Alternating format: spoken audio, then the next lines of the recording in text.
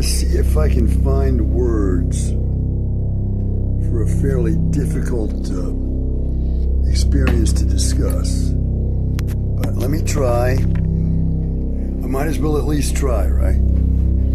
These are difficult things to analyze, these experiences of mine. This particular one is from my senior year in high school. When I was a senior at Walt Whitman High School in Bethesda, Maryland. Now, at the time of spring break, two things were happening. One was a group of my friends was going to go down to Miami, Florida for spring break and rent like a little bungalow and to go to the beach and enjoy spring break. And everybody was going to pitch in to pay for the rent for a week or whatever. Now, at the same time, America's Man of the Year was going to receive an award.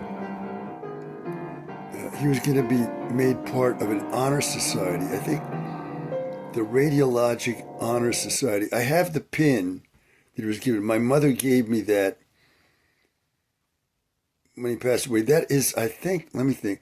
I think that's the only thing that my mother, that's the only thing my mother gave me specifically of the fathers, that she made sure I knew that was going to be for me and for none of the other kids.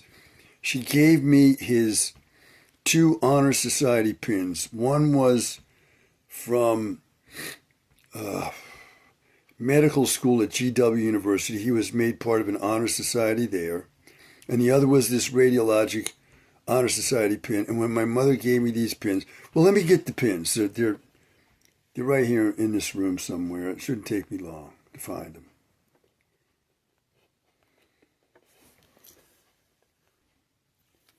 Here are the pins. They're in this.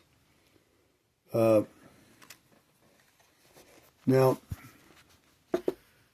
my mother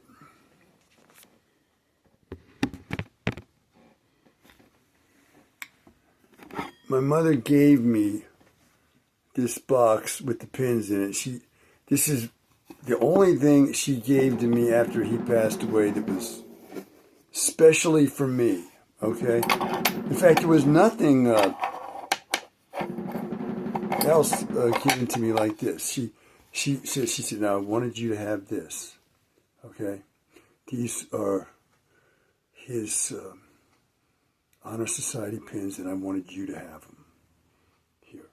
Okay? Now, why did she do that? Well, I was the best student in the family. That's why. So, here are the pins. And I can't find my glasses, so my eyes are not that bad, but I don't think I could read these. Anyway, here's one of them.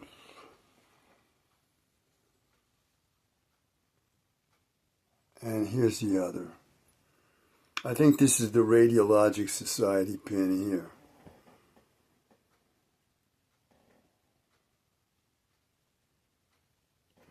So, he was going to go down to Miami and get this award at the same time that spring break was happening. My senior year of high school.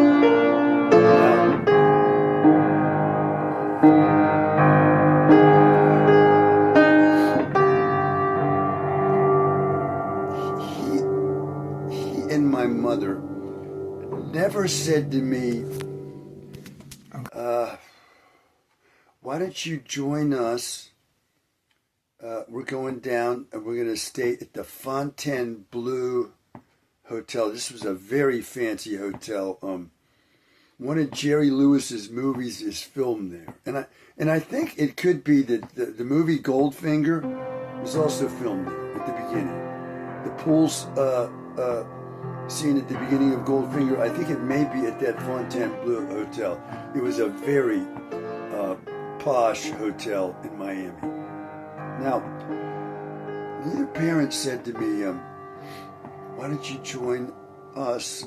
I wasn't made aware in any way of the plans for the mother and father to go and stay at that hotel and stay with my younger siblings. I believe my older sister was at college, so she wasn't going to go, but 4 years, and youngest brother and youngest sister, they were all going to go down to this hotel. But I didn't know that.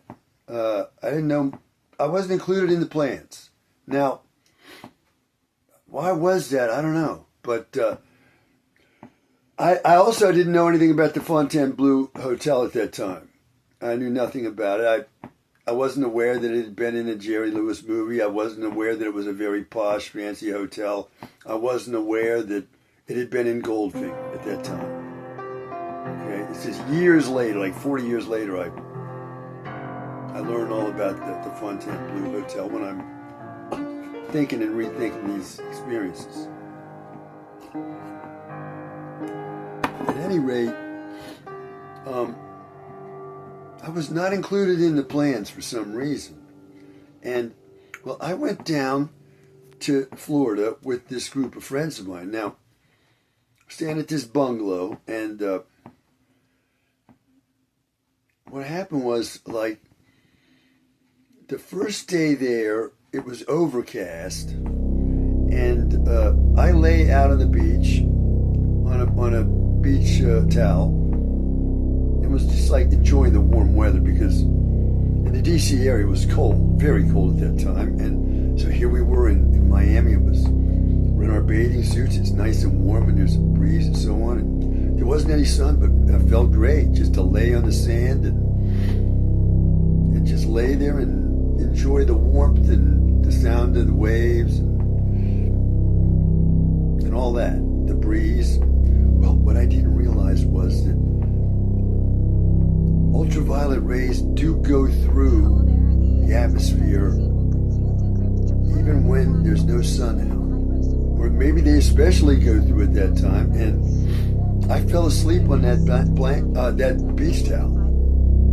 And when I woke up, I was in the beginning stages of a severe sunburn. Okay? So I'm starting to come down with a sunburn where, at first I'm feeling like cold and hot, extremely cold, and it's very disagreeable, okay? And I'm feeling more and more sick. And so I'm telling my friends at this bungalow, I'm saying, well, maybe I better call my parents, because I seem to have a very bad sunburn, okay? I'm suffering a lot from this, okay? It was like after a night, the first night I spent, by the morning time I was in bad shape. So I tell them, they said, where are your parents? Parents are down here. I said, yeah, they're at the Fontainebleau Hotel. Now, these friends of mine, there were three. They were all three of them Cubans. From Cuban, what are they called? Escapees from Cuba. Their parents escaped with them from the communist regime that took over. What are they called? For some reason, I can't remember the name now. Cuban refugees, okay? And so they're saying to me, I tell them, well, my parents are at this hotel called the Fontainebleau. And they're saying, your parents are at the Fontainebleau Hotel? And you're staying here with us? What is this? The Fontainebleau Hotel? You're kidding. You could be there when you're here? Okay, so I'm using this particular experience as an example of the way that I went back and forth like a yo-yo from the world outside my family and the world with my family, okay? I would try to exit the family and I'd get thrown back to the family somehow, okay? And this is an example, although it's not the greatest example, of how I go out into the world, so to speak, out among these friends. I don't even want to be with the parents, okay? I don't want to be on their vacation for this award. I don't want to be there at all. I don't care what the Fontainebleau Hotel is, okay? I don't want to be with them. So the world outside is saying that I'm kind of nutty for not wanting to be at this Fontainebleau Hotel, you see. So already I'm having trouble out in this world I'm trying to escape to. People are not understanding why do you want to be here when you could be there with them? Okay? And so, well, I do go to the Fontainebleau Hotel, and this father of mine, I think he was about the nastiest he'd ever been to me. Now, why? Why was he that way, okay? I hadn't done anything wrong, and he was absolutely Stanley Kowalski bullying me from the moment I showed up there at that Fontainebleau Hotel. And so, well, I had like third-degree burns on my body from that sunburn, and after like a day suffering there with the family where I stayed in bed all day, he cured that sunburn. How? He got this ointment called tannic acid. He said he was not nice. Here, put this on. Yeah. I put that on. I said, what's this for? And he said, it was used for burns during World War II. This is the way he's treating me because I got a sunburn. My God. So I'm not welcome with the family at all. But that tannic acid, it did cure that sunburn amazingly. Once I put that on, it was incredible. So anyway, we go out to dinner. I go out to dinner with the family after he gets out of work. The pin I just showed, and we go out that night. And we're at this restaurant. It's an Italian restaurant, and man, the entire dinner, he's insulting me at that table. He's ragging on me. I never had this. This is what you... He's talking like this, and the waiters are like glowering at me. Everybody in the restaurant is looking at me like, what have I done? I'm this wayward, awful son.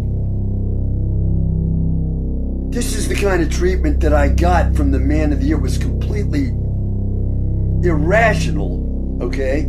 And, you know, it's not necessarily a good example, but when I try to stay away from the Man of the Year and go out in the world, symbolized by staying with the friends, they're saying, what are you doing here? Your parents are at the Fontainebleau. What are you doing here? Now, this is just a little tiny microcosmic example. I'm using it to illustrate this yo-yo type experience I was having in the world. And there were additional factors here involved, okay? And I'm going to leave them out for the present time. We can keep this thing simple. So, that was one of the worst evenings at a restaurant in my life, I gotta say. I came in for this horrific abuse. And all my brothers and sisters are watching this, and what are they thinking about me? What have I done to bring this on myself? I don't know, but I just wanted to cite that example as what I was just saying. In the family, I was being abused, and when I tried to get outside the family, society was not accepting me. They were sending me back to the family. This is the easiest example I can think of this principle at work in my life. And I could talk at great length about other experiences that probably do a little better at illustrating the point I want to make here. But I've started to attack this subject by beginning with this one particular example from senior year in high school. I was not a bad student. By then, I may have been accepted in college already at the University of Maryland. And I had been a good student in high school. I'd been a good athlete, and had a good group of friends that liked me very much, these Cuban kids. So where is the reason I come in for all this abuse from the man of the year, and I'm singled out in the family as some kind of a monstrously evil son, when it's so absurd. It's hardly worth. I'm hardly able to talk about it. It's so crazy.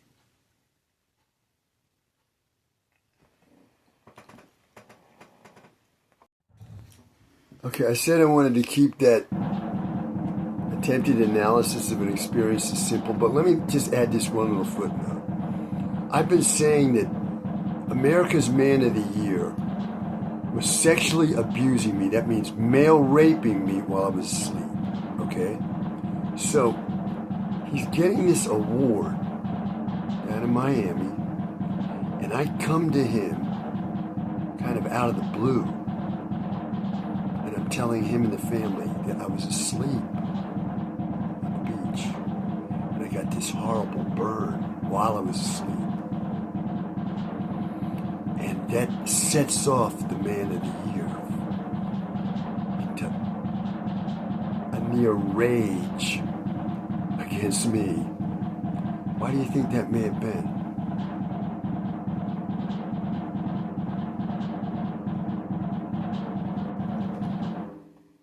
I'm sure a lot of people are thinking the obvious here, right?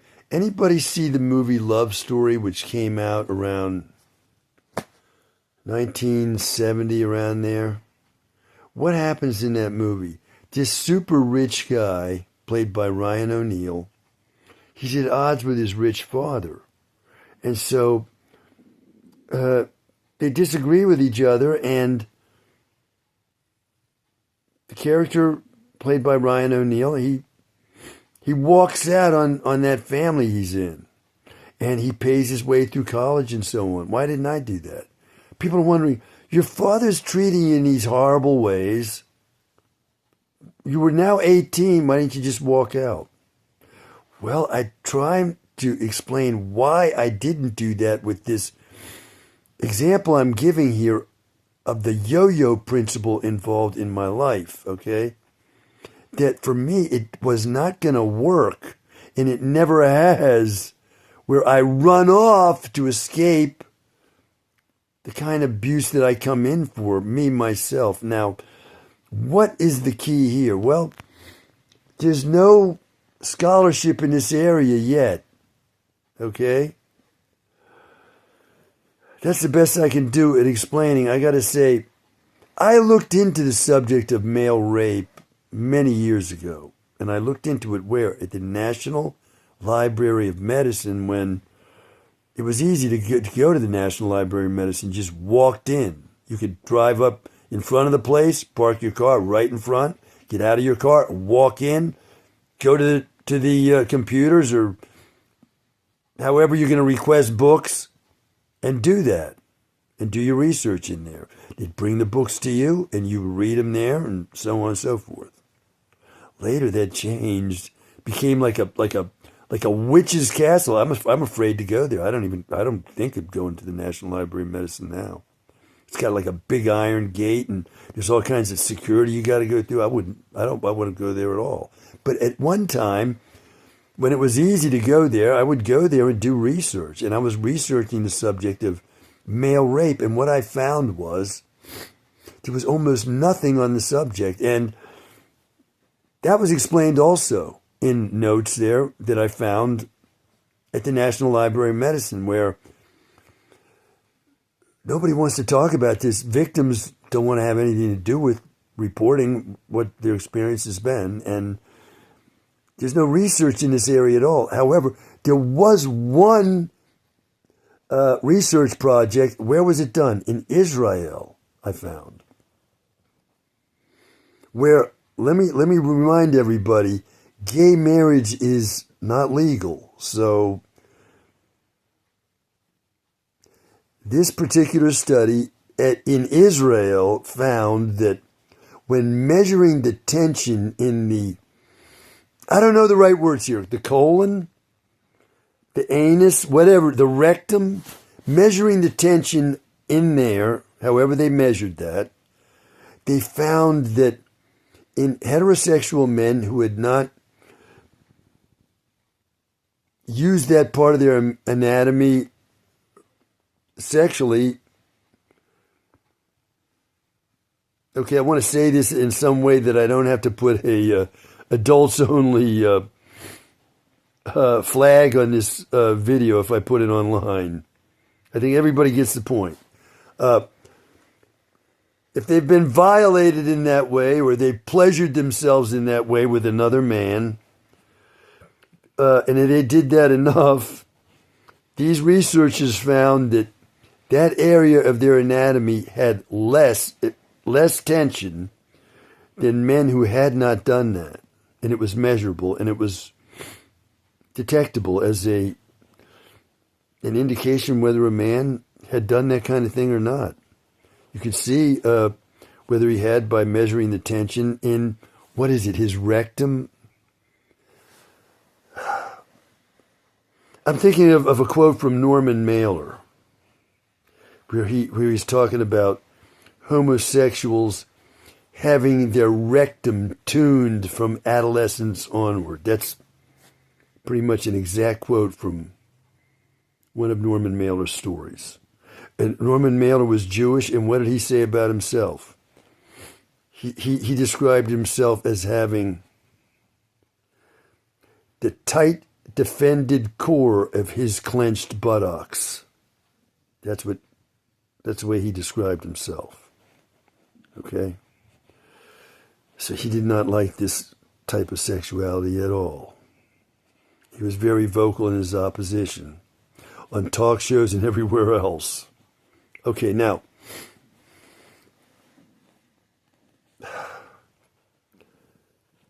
I found when I did research this subject, there was almost nothing on it at that time, and I'm trying to remember exactly when it was that I did this research. I believe it was the 1980s, the mid-1980s, around then.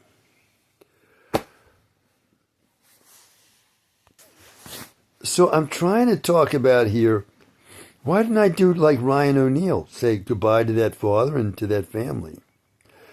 Once again, let me repeat. I tried to do that many times. However, here was my predicament.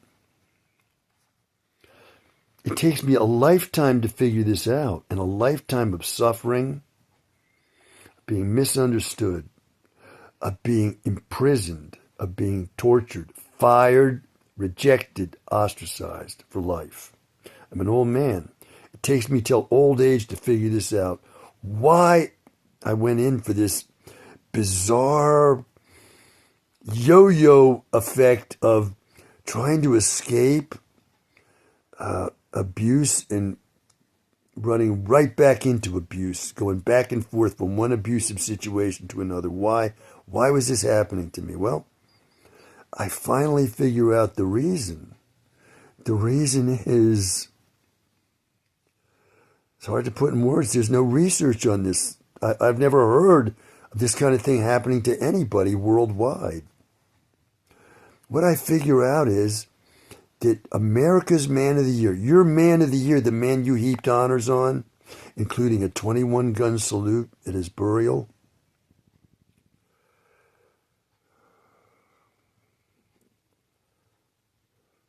this man, he was a medical doctor. What was he doing? He was coming into my room at night when I was in a deep sleep through my locked door, and he was holding ether over my face, making sure that I would not wake up, and then he was male raping me. Then he was cleaning up and leaving as if nothing had happened, and I was none the wiser. I had no idea that this had happened to me. However, I was showing others somehow in body language and other indications that I was not aware of, that I had been engaging in this kind of sex. And this is what was causing me all these problems in my life that I could not understand. Why was it that every male relationship that I had led up to somebody expecting, believe it or not, to queer me? No matter how long it took, no matter how long the lead up was, it led to this same thing over and over. Why was it that women were rejecting me in these bizarre ways? Why was I doing things that I didn't even know I was doing? I take a girl out on a rare occasion when I do go out with a girl. And where did I take her? I took her to a gay bar. I didn't know the bar was a gay bar. I didn't. I took her to a gay bar. She says, "Why did you bring me to this gay bar?" I said, "This is a gay bar?" I said, "I didn't know that." And I didn't. So I wander into a bookstore when I'm looking for employment. And they say, "Oh, yeah, let's talk to the manager. Yeah, we may have a place for you here. Hold on." And they hire me. And what do I find? I'm working side by side with an openly gay man. 2 years, I wander into that. And I'm wandering into one situation like this after another. And I'm not acting appropriately because people see, wait a minute, we see that you're this way or that way, and you're not acting appropriately to what we see in you. Well, I wasn't any kind of a queer, and I wasn't acting appropriately. From my point of view, I was no queer, okay? And I was acting appropriately. I was a normal heterosexual man trying to go out with women and so on, and nothing was working for me. So it takes me a lifetime to figure this out. So why didn't I go off like Ryan O'Neal and do what he did? I tried over and over to do that, and I could not do it for the reasons I just tried to sketch. That's the best I can do for now. I get accepted in a semi-professional theater at the age of 17. I'm in Fiddler on the Roof in the chorus. And what do I find? The director is gay. And it looks like every man in that production is gay as well. And during the rehearsals, these gay men are staring at me in offensive ways that I don't understand. Why are you staring at me this way? Why are you behaving this way toward me? As if I'm a queer like you. You're clearly a queer and I'm not. And so what happens? I sit apart from the group because I don't like the treatment I'm getting. I'm some kind of queer when I'm not. And the gay director comes up and sits in front of me and he says to me, "Why aren't you joining the group?" Here's an example. I'm not acting appropriately, right? Well, what did I do? I quit that play and ended an acting career that looked promising for me. So I was very good in drama in high school. But I said, this is not for me. If this is what you're expecting me to do to go into acting, I'm out. I quit that play. And I enjoyed being in Fiddler on the Roof, but those other things, I said no to that. No. No to that.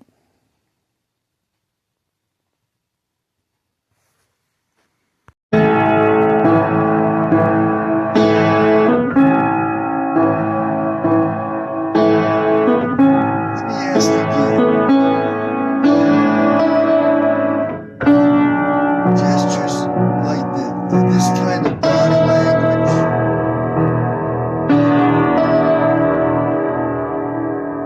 This is some kind of normal expression of affection between a father and his adult son. I haven't seen that anywhere. I haven't seen anybody use that kind of thing. And I never saw this father, this was supposed to be my father, I never saw him do that with any of his other kids. He only did that with me. Now, what am I saying that body language is? I'm saying that these flailing arms like this, these were my arms when he was raping me under anesthesia. Okay, he had me etherized, and as he was manipulating my body around, my arms were probably going like this. Okay? So this is evidence right out there in my face that I was being raped by this man.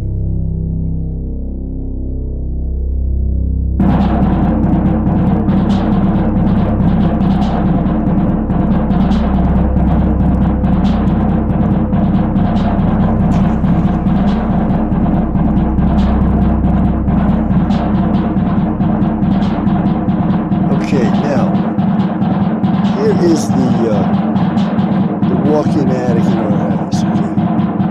And I don't know if I could turn on electric light. I'd rather do it this way if I can. We're going to look at this insulating material here. And we're going to draw a straight line from the neighbor's house over there, where I'm peeing. Right over here behind these pieces of metal there. Okay? And what I imagine is happening is that weapon is sending a spray of directed microwaves along this insulating material here. There's where it's frayed there and here. And you're going along on a straight line here. I don't know what the wavelength of this spectrum of the part of the spectrum of the electromagnetic spectrum is, but here it is. Here it is, mysteriously flaking off and falling down. Here's a piece here. It's flaked off. I've left it here. I'm not messing with the evidence of the crime scene. And here we have, we're on a straight line here. Here's where I'm peeing right here. Okay, and here's here. Now, my head is about at this level, so it could be that this weapon here has been aimed at my head here. And that's why this is at about the level of my head when I'm peeing right here. There's the bucket I've been peeing into. Now, we're going to look over here, and there's some damage over here as well. Okay, but over here, this part of the attic, there's no damage at all. Zero. There's zero damage to this insulation material. What is this, a little spot here? Not really, no. No, that's just a discoloration. Here's a little, here, but this here could be caused by me moving these boxes around back here. You see all these boxes? It looks like this may have happened, or who knows, this also, it's on the same level as the damage down there. The exact same level, about the level of my head. It could be caused by that. Now, we look over here on this side, and there's no damage at all over here, zero. No damage to this insulation. I'm extremely careful when I'm moving things around in this attic. There's not a lot in it. Those boxes over there, they're almost all empty.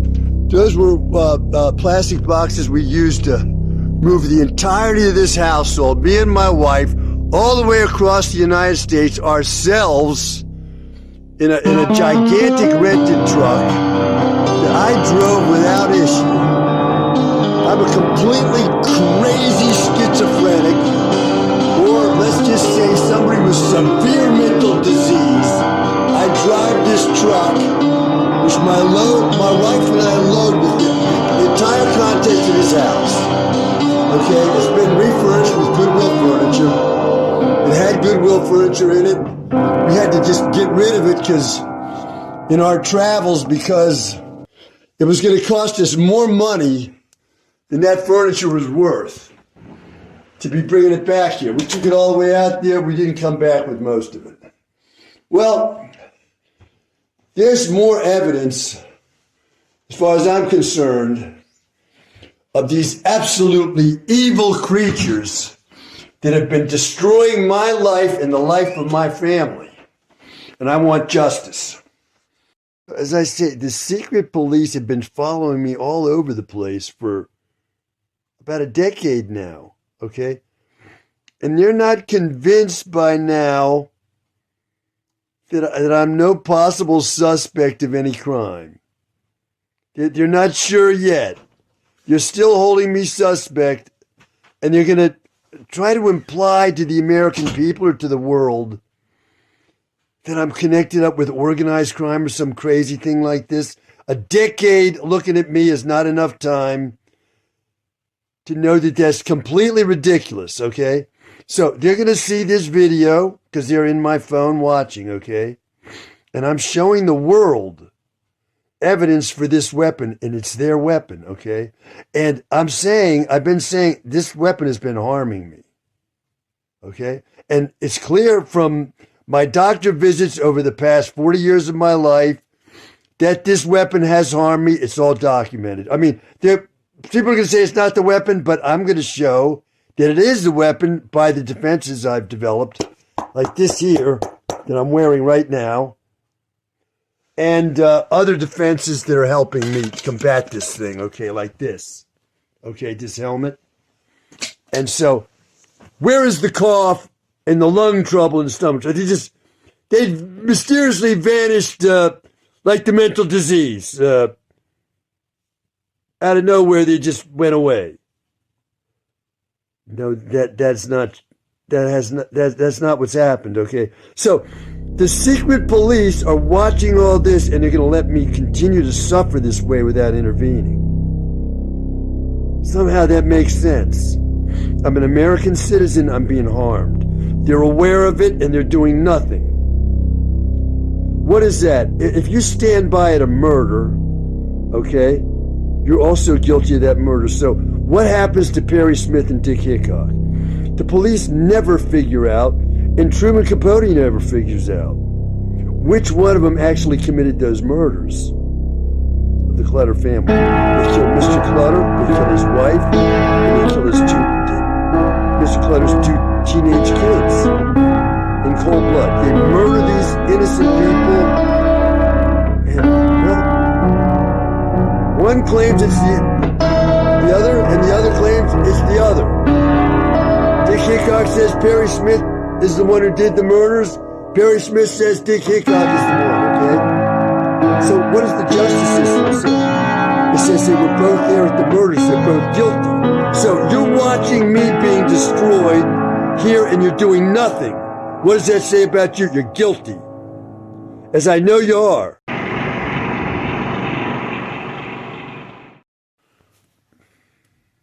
Why do I have this scary coconut head pierced by arrows?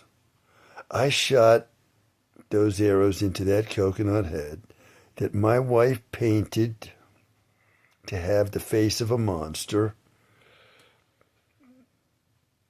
I shot arrows with a bow bought for me by my mother when I was 10 years old that I put away after shooting only one or two times as a 10-year-old. Figuring that bow was a dangerous weapon, I set it aside until I was 65 years old. I then took it out again. I started to practice with it a little, and virtually every time I've shot that bow, I've filmed myself shooting it.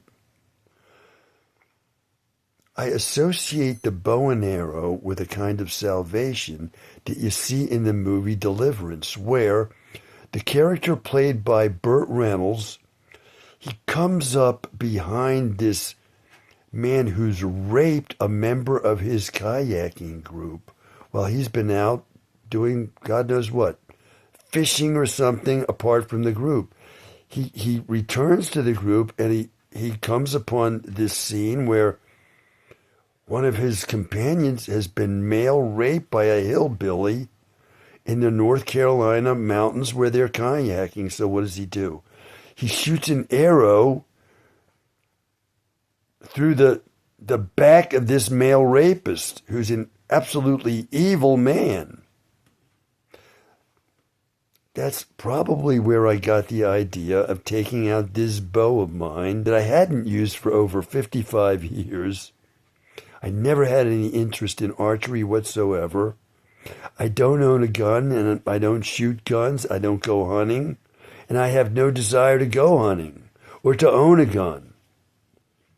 And I have virtually no interest in archery. However, I'm very angry about being a victim of male rape in the United States, where I have received no justice for this outrageous crime against me. And so what you're seeing here in this coconut head with arrows I have shot into it is a symbol of my anger and frustration. And that's all it is.